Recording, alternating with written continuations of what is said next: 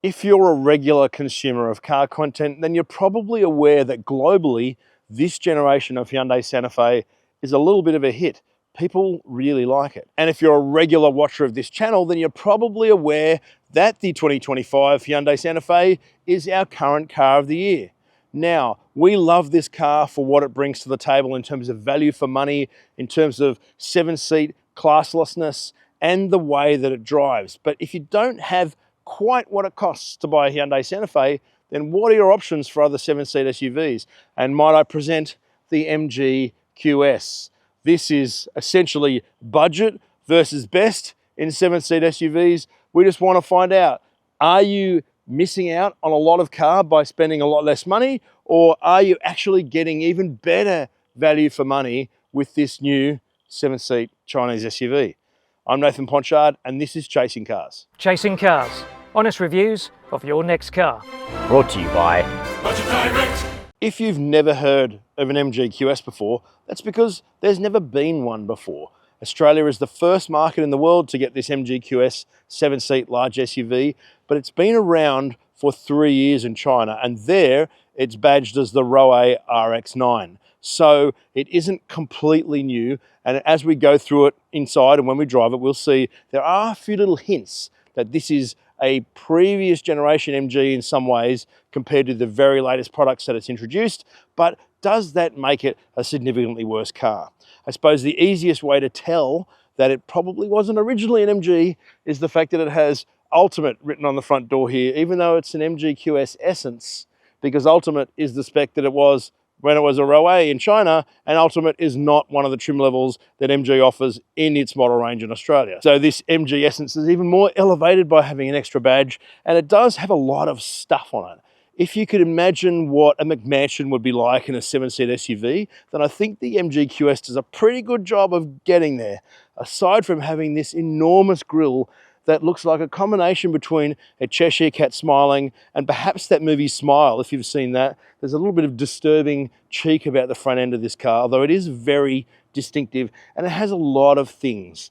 Little patterns here that matches the pattern in the C-pillar, very shiny 21-inch alloys in this Essence spec, lots of plastic chrome around the body, embellishing it everywhere, including this huge fillet on the front door here that, in my personal taste, I don't particularly love it. I think it's a little bit excessive, but at the same time, if excess is what makes your life, then the QS Essence has everything you'd probably want. It also has a very distinct shoulder line, the shape of the car, this sort of flowing shape, really kind of smaller glass house compared to the Hyundai next to it that's much more slender and really just maxed to the edges. The Hyundai is about packaging, and the MG QS is very much focused on how it looks. You'd have to be trying really hard not to consume any media to not be aware of the 5th generation Santa Fe. People generally are very polarized by the way it looks. I personally love it, even though I didn't to begin with, but you cannot dispute that no one will forget this Santa Fe, unlike all of its predecessors.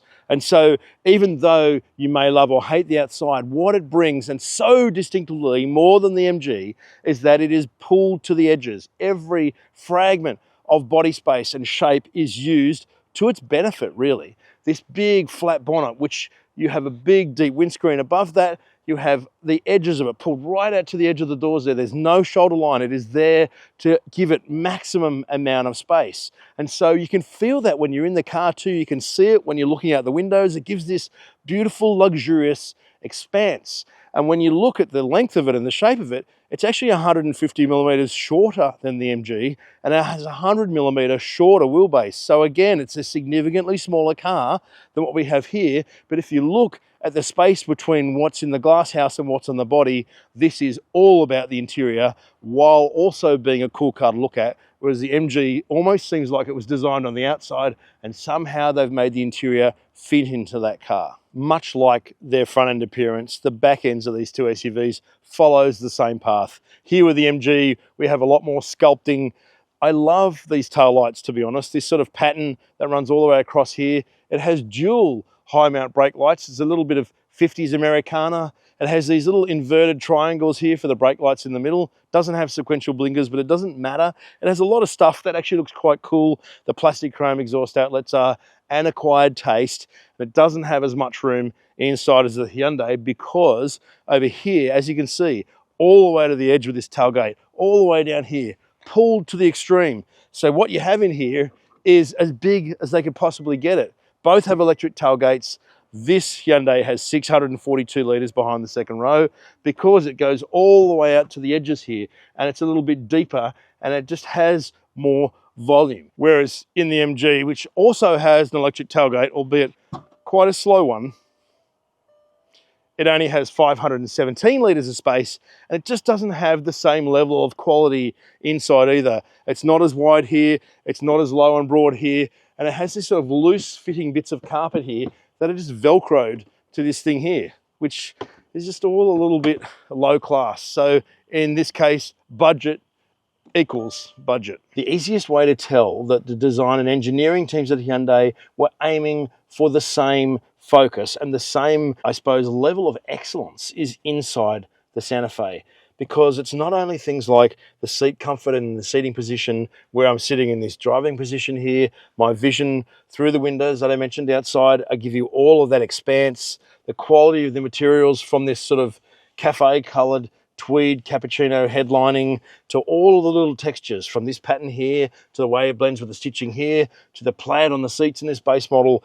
Everything you see and touch is cohesive. Even the way the door handles have a little bit of a grid behind them, and the smoothness of the way that that open and closes, the sound of the doors when they close, all of that stuff is just really great. You know that time and effort has been expended on making that good. And so all of this other stuff too, like the storage, these huge bottle holders in the center here, the doors also take bottle holders. We've got this full tray underneath. We've got extra bit up here. We've got a glove box down here. All of this stuff.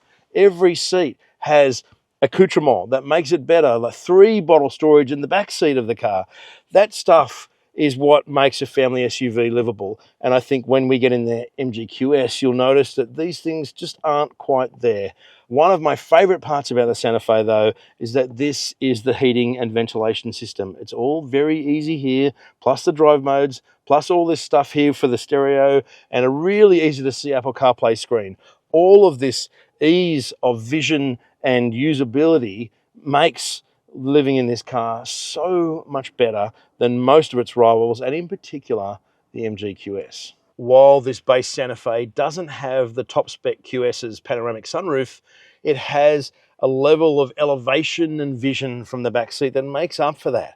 We're sitting so much higher than the front seats. I can see over the seat in front of me, and I'm not very tall. And that's the same in this seat here, because that front passenger has height adjustment, even though it's manual and not electric. It's still there.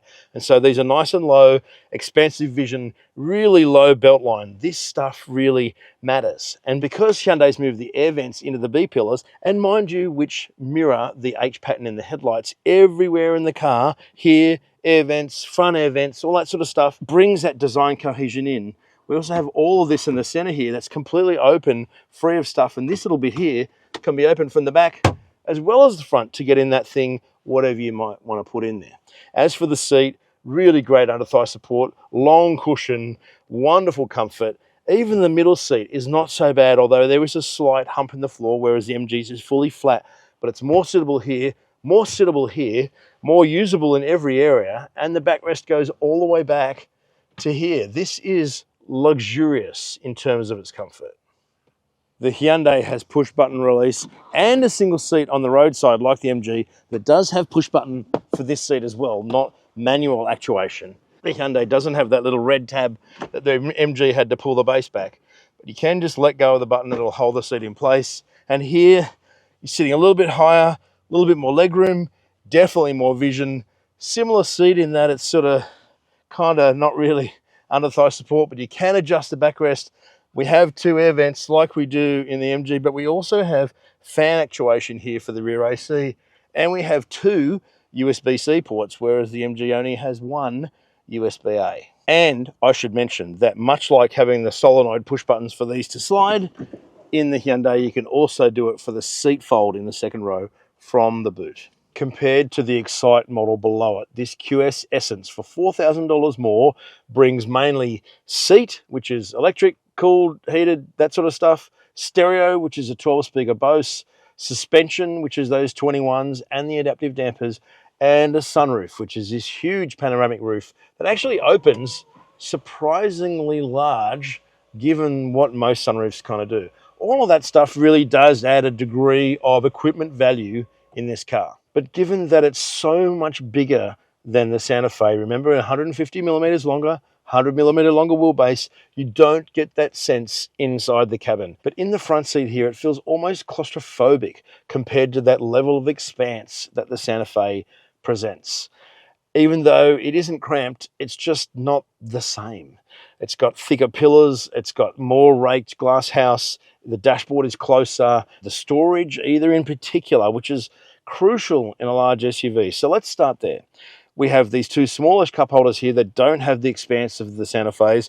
The doors are kind of hopeless at taking a bottle. There's no indents. It's just a gap in the door. The wireless phone charging is on the left for left-hand drive. It doesn't have a little nub to hold the phone in place with these lenses like this, so it slides around and doesn't always reliably charge. And the USB-C ports are all the way down here, meaning when you're driving, you've got to put it in park if you forget to plug your cord in and go all the way over here and underneath to try and see it there, at which point the car turns the engine off. So when you go into drive and try and drive it off, nothing happens because you've unbelted your seatbelt because you can't reach it otherwise. Just little things like that.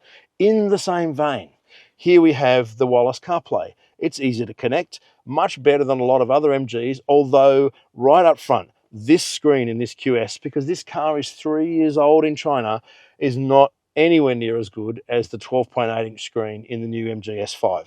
And so it's slower to react, it's much clunkier like old MG systems, and to go from Apple CarPlay to, say, ventilation, you can't just do it down here, it's only got fan speed. You have to hit the ventilation, wait for that to come up, and then adjust your stuff here, and then to go back into CarPlay, you've got to hit home, home, then CarPlay, then CarPlay. This is what it does. It doesn't always respond to your finger, and it isn't particularly quick. There's no seamlessness to this, and it frustrates you when you drive a lot. We do have a drop-down screen here, like we do in the MG S5, but it doesn't have everything that you want there. It has things like lane departure warning, stop-start, the tailgate. You can turn ESC off if you want to, but it doesn't have some of the more crucial things, and it doesn't have an MG Pilot custom mode where you can custom program in your safety settings like you can in the new S5. This is again an MG from the past. And while we're at it, it has a 12-speaker Bose stereo that is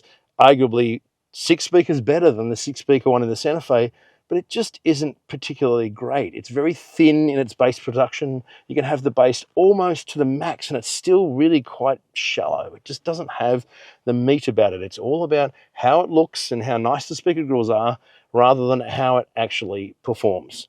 The rest of the interior, the seats, they are leather, but only the perforated bits here, not the outsides. That feels like vinyl to me. They're both 6-way electric, meaning this has height adjustment, and here we do have ventilation and heating, as well as a heated steering wheel, none of which the Santa Fe has, mind you, but just isn't quite as generous in the way you sit. The driving position is a little bit bus-like, the seat tilted forward, the pedals kind of close to you, all a little bit not quite there, which makes you think whoever designed this car on the outside wasn't communicating at the same time with the people who did the inside, because it almost feels like they've made the inside fit to a design rather than the whole thing being holistic.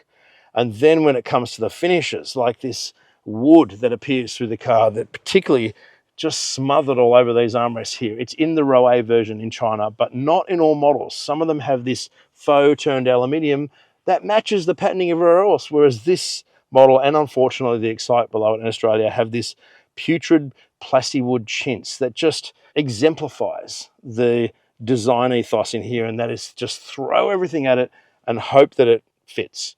The rest of it is all kind of okay, but even then, the air vents here, they need to be adjusted through the touchscreen, whereas the outside ones are out here. Just little things like that really do start to wear you thin a bit if you spend a lot of time in the car, including the drivetrain performance, which we'll get to.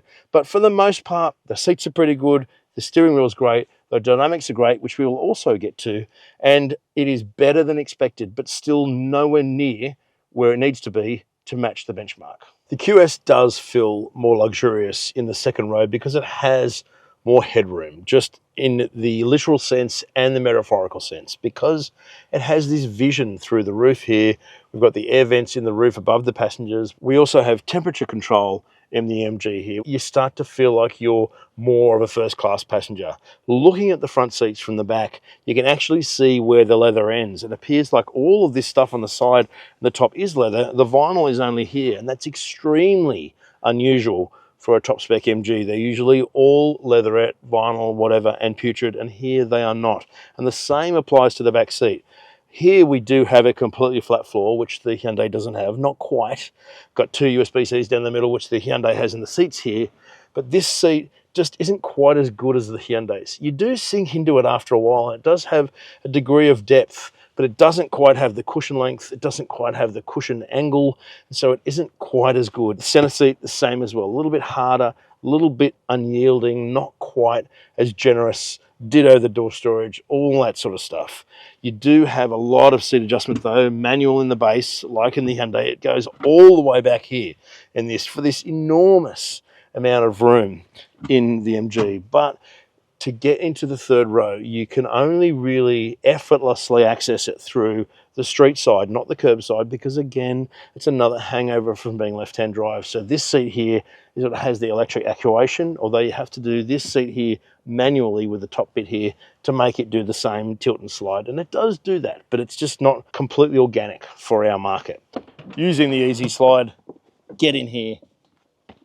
It's not so bad. Pull on the red tab, hold the backrest button in place, let it go where you want it to be, and it's kind of there. And this is not so bad. I've got a tiny bit of toe room, my knees are up, but all this is pretty doable. But you don't have much to put your arms on, you don't have much vision. You do have vents in the roof, but you've only got one USB-C port over there, and the Hyundai definitely has more when it comes to vision and headroom and expanse. The most surprising thing about the MG QS Essence all-wheel drive is that it is a lot better to drive than you might suspect on first impression. Walking up to it, I looked at those 21-inch wheels and thought, oh, that thing is going to ride terribly. And you know what? It doesn't ride extremely well, but it really isn't that bad, thanks to having adaptive dampers in this top spec car.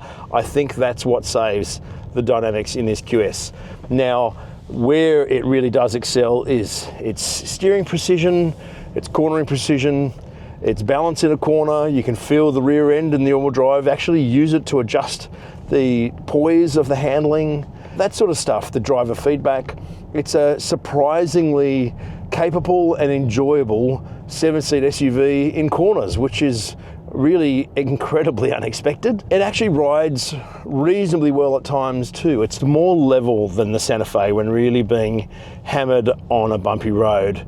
It doesn't have quite as much vertical movement, but at the same time, it doesn't have the feeling of refinement. It doesn't feel as substantial as the Hyundai. It has a kind of a thrumming, drumming sort of sound from underneath the suspension.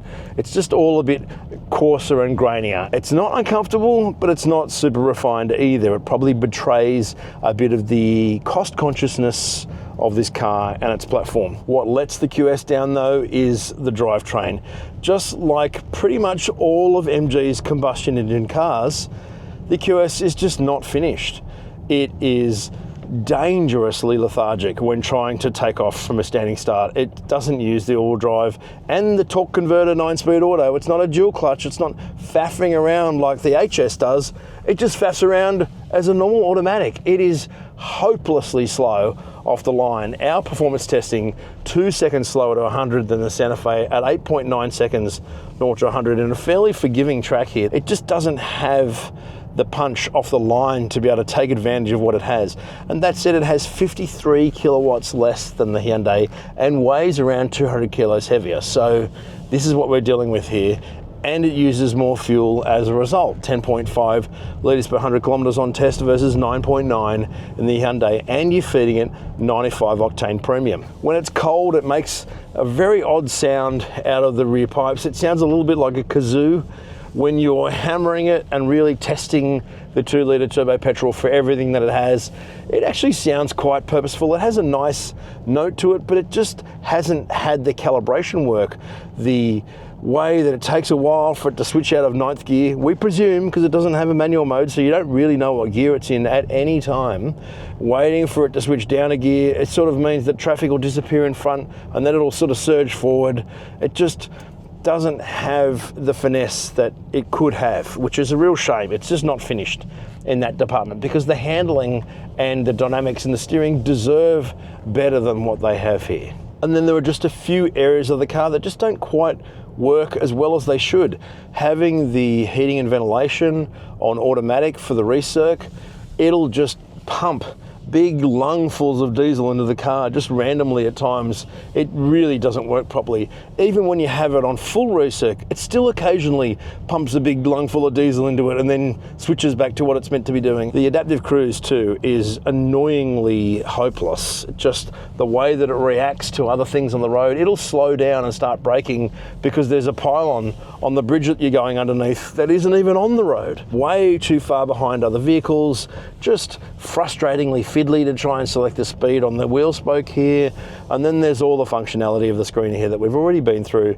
It's just too distracting. It takes off way too much time from what you're looking at straight ahead to do clumsy functions that really, really betray the fact that this is a 3-year-old MG and not the latest model like the S5 EV is. And so it leaves the QS floundering a little bit. It's on its game in so many areas, but all these little bits and pieces that slowly chip away together. If you add up all the little things that sort of irritate you and eat away at your perception of what it does and the reality of how good it is, they sort of leave it just still a bit half-baked, likeable as it is at a lot of things. First thing you notice about the Santa Fe compared to the QS is its quietness.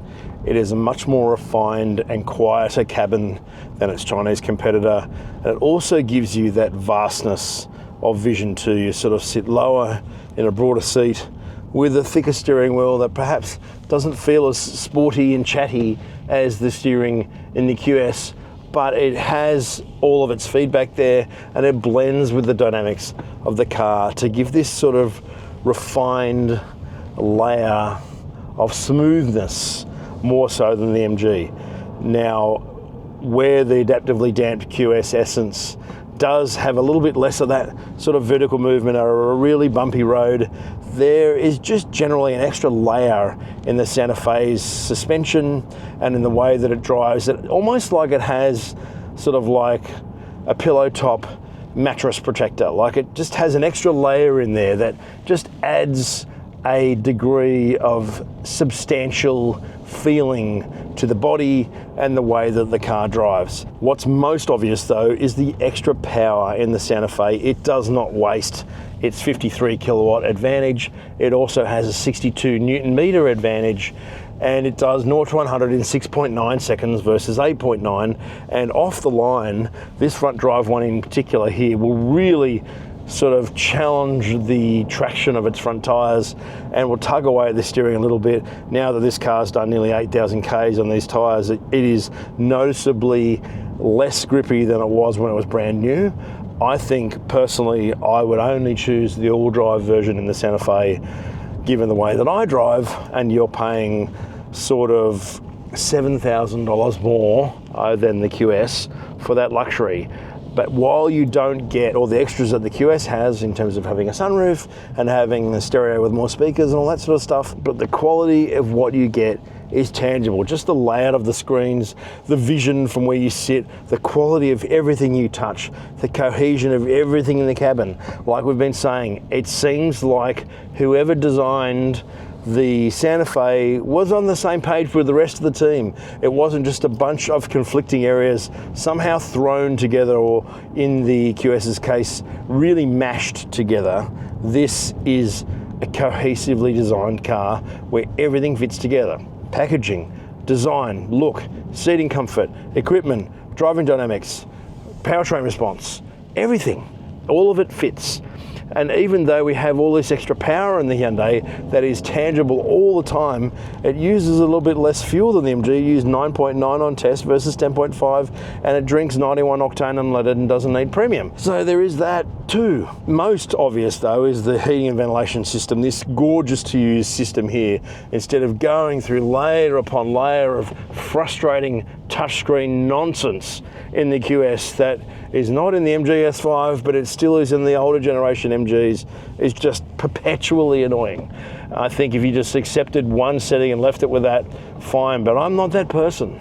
I can't just leave well alone. I want cold air when I want it, I want seat heating when I want it, and the Hyundai does that effortlessly here, even though we don't have seat heating in this base Santa Fe here. We just have the lovely plaid, and that is still fine. Similar to the MG though, you still need to disable the lane assist here, you still need to get rid of the driver distraction monitoring and the speed limit alert through the star here. That brings you straight to the screen, and you do that as well. That is faster than the MGs. The lane assist perhaps a little bit more persistent, but generally quite okay. It's just the speed limit and the distraction stuff that is perpetually distracting, surprise. But what the Hyundai brings to the table here is effortlessness. It has this ease of powertrain response.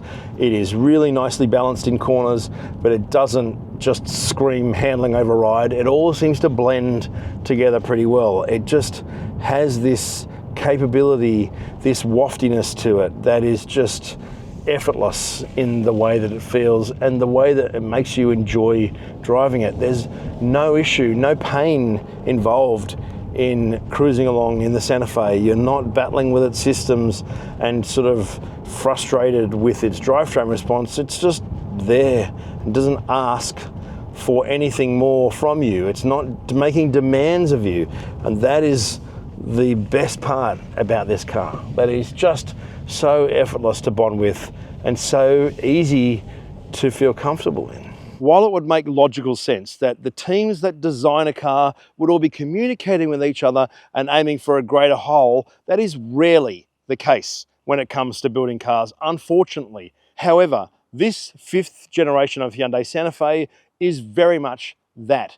Everywhere you look, from the interior design, the packaging, the seating comfort, the layout, the vision, the drivetrain, the refinement, the looks of it, everything has all a cohesion. Everything is designed together, and it feels like they were all aiming to build the best 7-seat SUV they could buy for a mainstream brand. In fact, not even just mainstream, for everything full stop. And that is absolutely what this car achieves here. The MG QS is not as good as a 7-seat SUV. It's not far behind in many areas, and in a few little areas like the adaptive damping and perhaps its handling precision, it's actually beyond expectation. But the further that you dig and the more time you spend with it, you realize that it's just a whole bunch of disparate areas sort of somehow mashed together, and it doesn't really give you this cohesive car. And here we are again with a combustion engine MG that is not finished in its development. It has too many holes in its drivability, it has too many holes in its calibration, that it is just not good enough for a modern car in 2025, despite the fact that even though I had no hopes for this car being any good, it's actually way better than I thought it was going to be. So you could spend $7,000 more on this Hyundai, drive away to be equivalent in what you get, although you would still have a front-wheel drive car. And if you go to the all-drive version of the Hyundai, that's about $61,250 drive away compared to $50,990. So it depends on what your priorities are. For us, we love the way a car drives and we love car design. So of course we're going to love the Hyundai Santa Fe because it's just too good. But you are getting quite a lot of car here in this MG QS, and it's a lot better than the other cheap 7-seaters that are all body-on-frame cars that are old and unrefined to drive, and that is not the case here. Let us know what you think in the comments. What were you expecting of the MG QS? Have you even heard of that car before?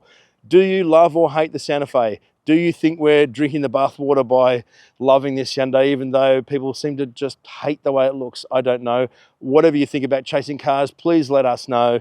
If you haven't subscribed, do so below the video as well, and hit the notification bell, and thanks for watching.